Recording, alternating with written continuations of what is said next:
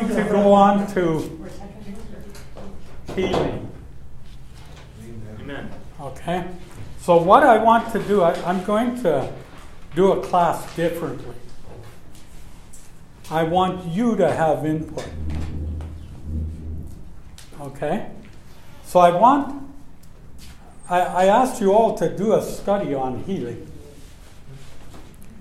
So what I want is each one of you to give us something that you believe about healing.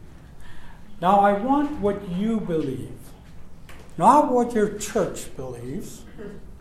Not what Adelbert believes. Not what Bob believes. I want what you believe. Okay? Because I know there's a lot of things about healing.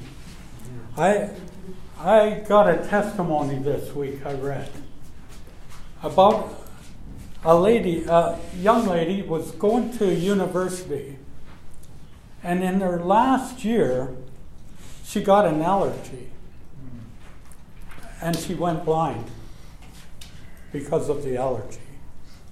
Now her mother was a very strong Christian, so she started praying and had the church praying. Everyone was praying for her. But she went through 3 operations and she got her sight back. But it only lasted 6 months and she was blind again. Up till now, she's still blind. But her mother said she believed so strongly that because she got healed the first time, that she was going to be totally healed. Amen. So she prayed. She didn't take her to a doctor for a year. And then finally took her to the doctor after 1 year and no sight. And they did something like 13 operations on her eyes. But she's still blind. But after a couple years, the mother was praying and praying. And God spoke to her one day while she was praying. And said, "Don't you know there's different kinds of healing?" And she said, "What? Does your daughter have peace?" She said, "Yes." In this time, she had got married, started a family, finished her university, and she had peace. She was prospering everything. And God said, "You've been bringing her to me instead of taking me to her." Interesting. That's right. So I started thinking about that. So often we think of what's done in the physical as the most important thing. And many people today have made that an idol. That has to be the answer, not a relationship. In all the time, what he wants is a relationship. Okay? After this mother found that out, she started having peace. She continued every day to pray for her daughter, but now she has peace. Okay? So you can hang off that or bring up your own something, but I want people to have an input. What do you have to say? How long do we got? You're the timekeeper. I'm the timekeeper. I would like to go first. Go for it. Then we'll be here next class. Want to come up here? Sure.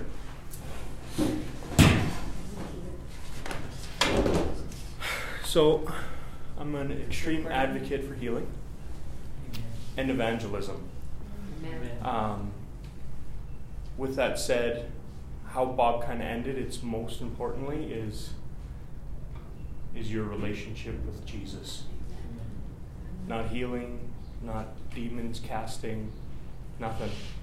Just your relationship with Jesus. If you are putting any of those before that, you probably won't see the rest. It's Jesus first. But I like to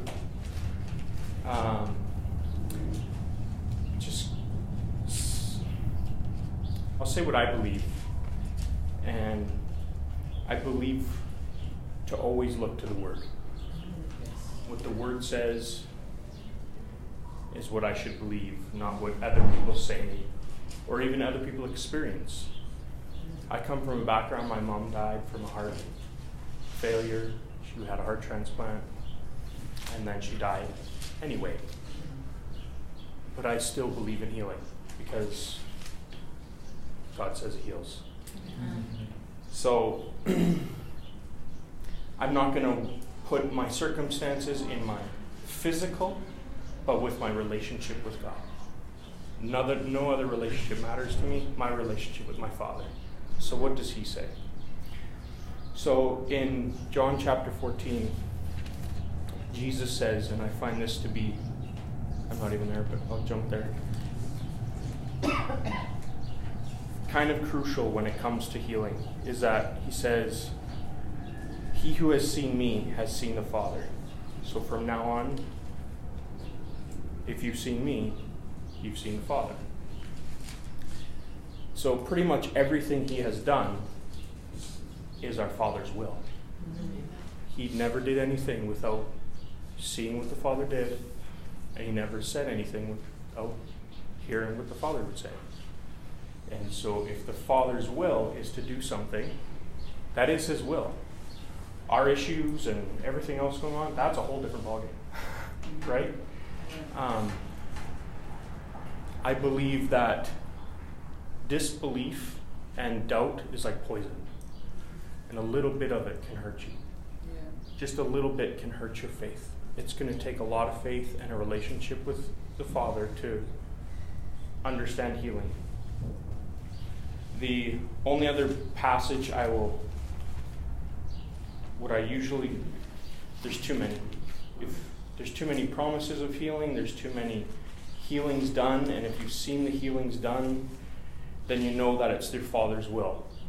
Your Father's will doesn't mean that circumstances may happen to you. There's other things going on that we can't see even. Spiritual, disbelief, whatever it is. There's a whole list of things that could be a cause. But is it your Father's will? Yes. Yes. It's your Father's will to heal, because He says it is. The example is like, you're a father, you're a dad, you're a mother, and your child, you want everything for them. Your will is for them to be safe, to be protected, to grow into be a doctor, whatever it is. Do they choose a path, or do things happen to them? Absolutely. Was it your will for them for that to happen? No, it wasn't your will, but it happened. And they might have grew through it, whatever it is, and it just happened. We're His children too. The same idea. It is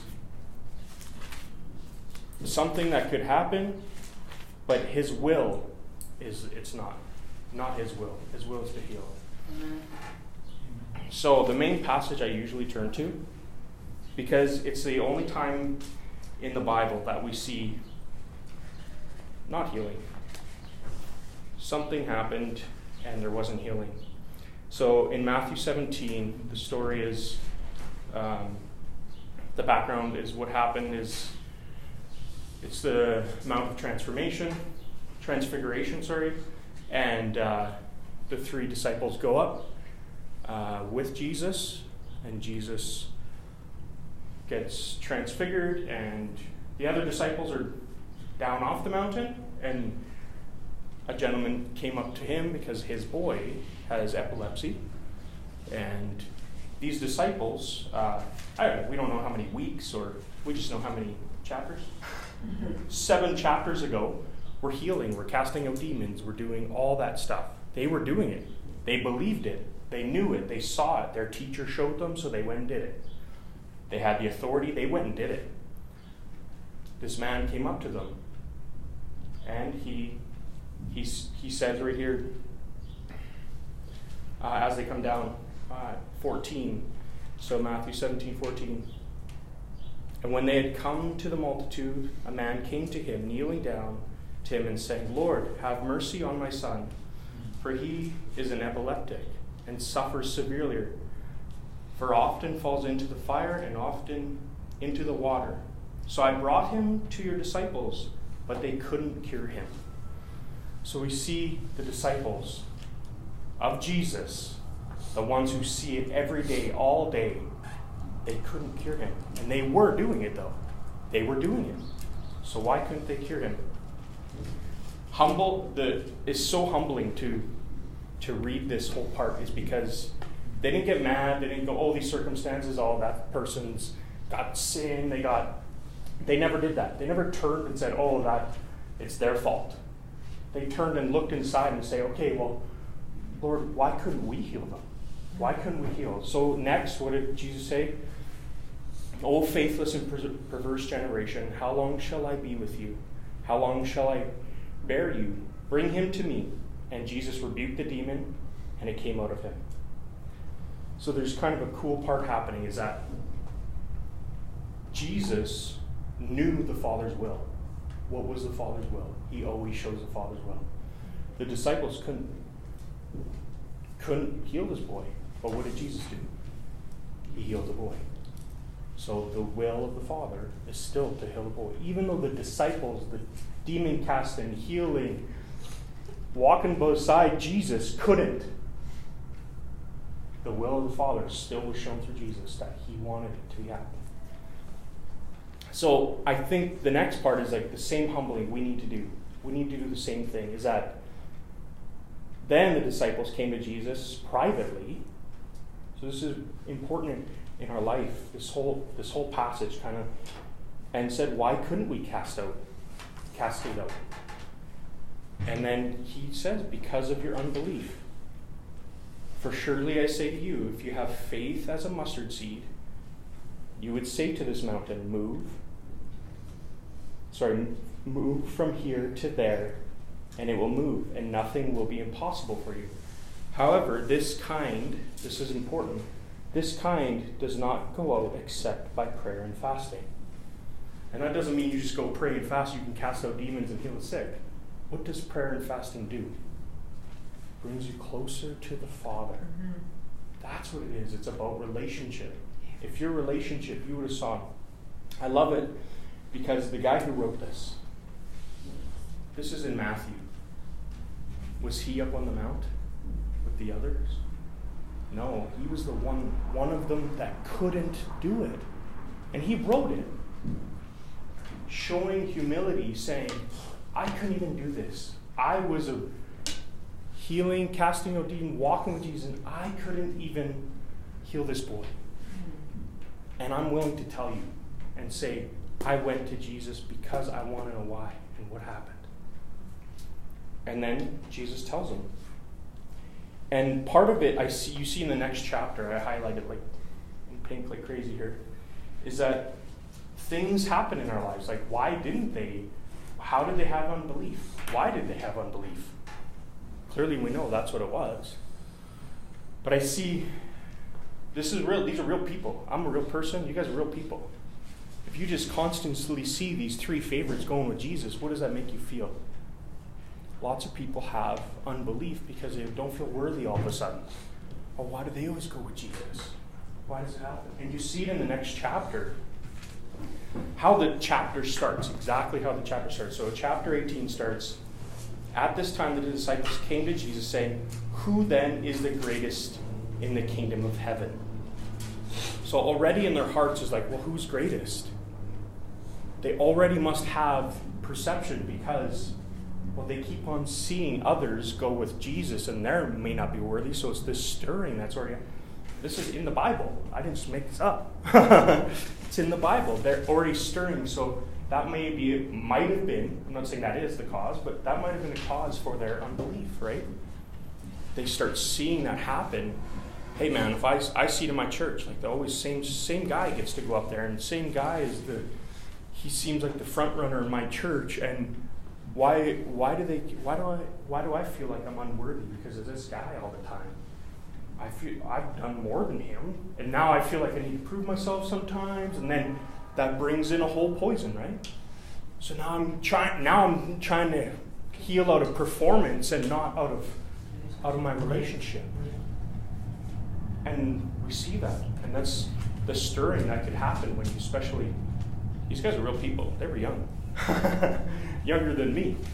So yeah, my belief is that always the Father shows here, right here, His will is to heal.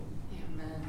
And even when we can't, and we have something going on, and we might have some stirring, we don't see that. It could be us. It could be us. You don't know that, right? It could be us. It just showed right here. It was the diapers. I would say 90% of the time it's us. It's not the other person. It's us. There are other things, of course. There is sin. If you're just trapped in sin, or the person doesn't want to be healed. They just don't want to be healed. You can't want something more than someone else. I'm not saying God won't do something amazing, but if they just don't want to be healed, you got to stop fighting the fight that you're just fighting for no reason. Pray for them. Pray for them. But don't just be walking up to them all the time saying, you need to be healed. It's because of you. No. Maybe they just don't want it. It happens. People are stuck. It happened in the Bible. In John verse 5, the man at the well, he was laying there for 38 years in his sickness. And Jesus' first question was like, do you not want to be healed? And he had a whole list of like, wow, every time there's stirring there, I can't get down. He had excuses, and it was stuck in him. It was part of his identity. His identity was changed, that he was stuck in his sickness. He didn't believe he could be healed. But then Jesus said, so do you want to be healed? Yes or no, right? He's like, yeah, I do. Well, then get up and go. And he did. Because he was just stuck in it. And sometimes we're stuck in it. I've seen it. Like my mom, again, I'll bring up my mom. She was in the hospital all the time. She lived in the hospital for like 5 years. And she was stuck in this sickness. And so I see it. I've seen it. But it doesn't mean it's the Father's will. We see the Father's will. Amen. So if you've seen Jesus, Jesus says, what does he say? It's in the Father. If you've seen me, you've seen the Father. So always think that. If you've seen Jesus, you've seen the Father. And I'll leave it there. Very good. Now, one thing you brought up there that's very key to us today. Remember, I told you when we start talking about healing, what is the key to healing? Relationship. Hearing. Remember, Jesus only did what he saw his Father doing, and he only spoke what he heard his Father speaking. Amen. So we have to get into a relationship so we can do that. But we're on the other side of the cross. Yes. Amen. These people didn't know yet who right. Jesus was. Right. Amen. Right. Okay? We do.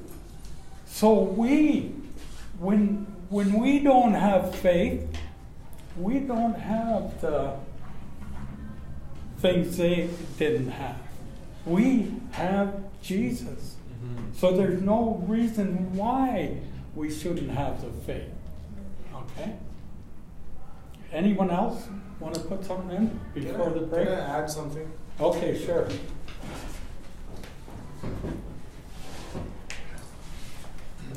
This is a few things that I believe in.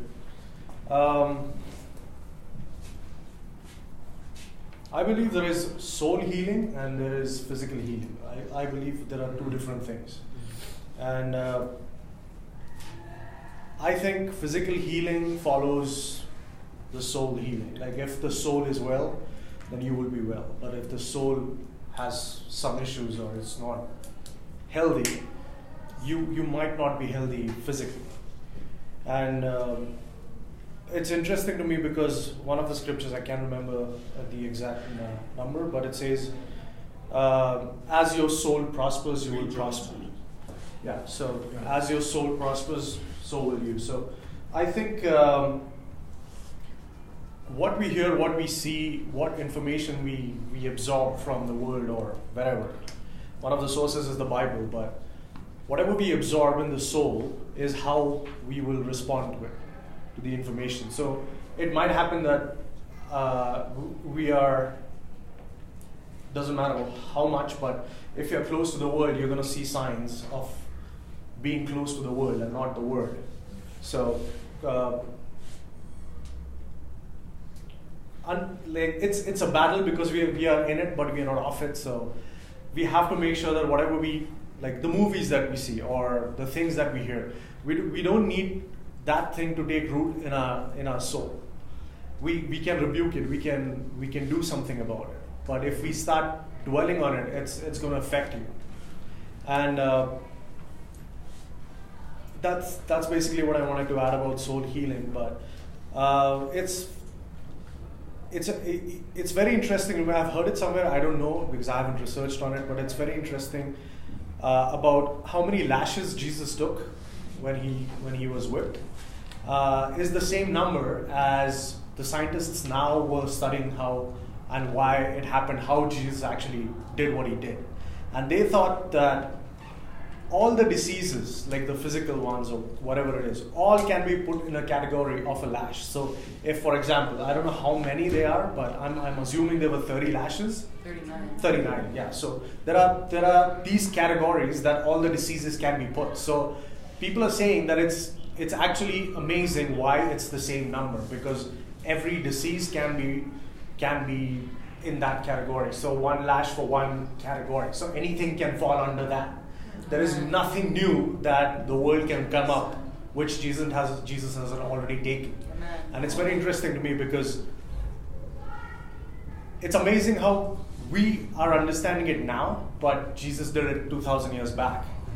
And it's phenomenal. Now science is catching up to Jesus. Amen. It's amazing, and that's what I just wanted to encourage, because when I heard this for the first time, I was like, okay, that's my God, because he knew everything beforehand. When he came to this earth, he knew what he was doing, and that just blows my mind. And that's just what I wanted to share. That's it. Thanks. Praise.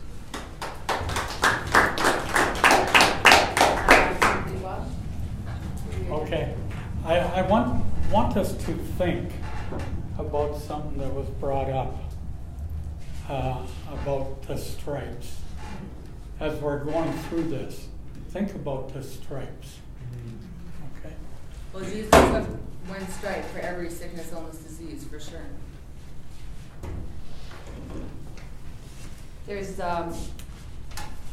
There's many ways God heals, as Jonathan so put together and our other brother added.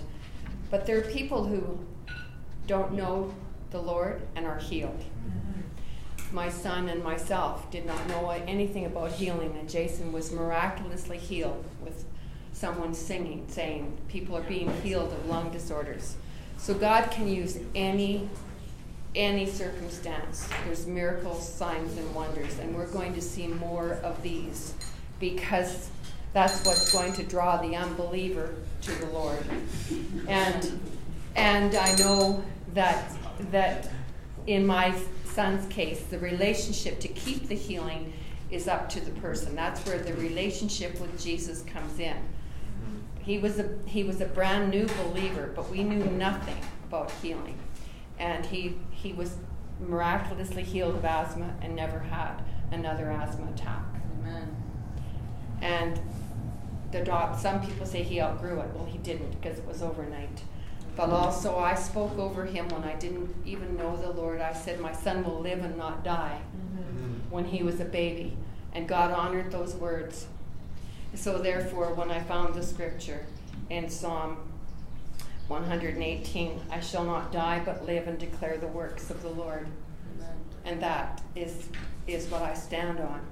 And I know that God is doing miraculous things. I know He's healing even unbelievers. He's healing. And again, it's going to be an evangelistic healing ministry that we're going to walk in because of the Word. There's scripture after scripture after scripture on healing. And I agree that there has to be an emotional healing. But also we're learning also things going after the trauma in a person's life. And trauma can be even in the womb.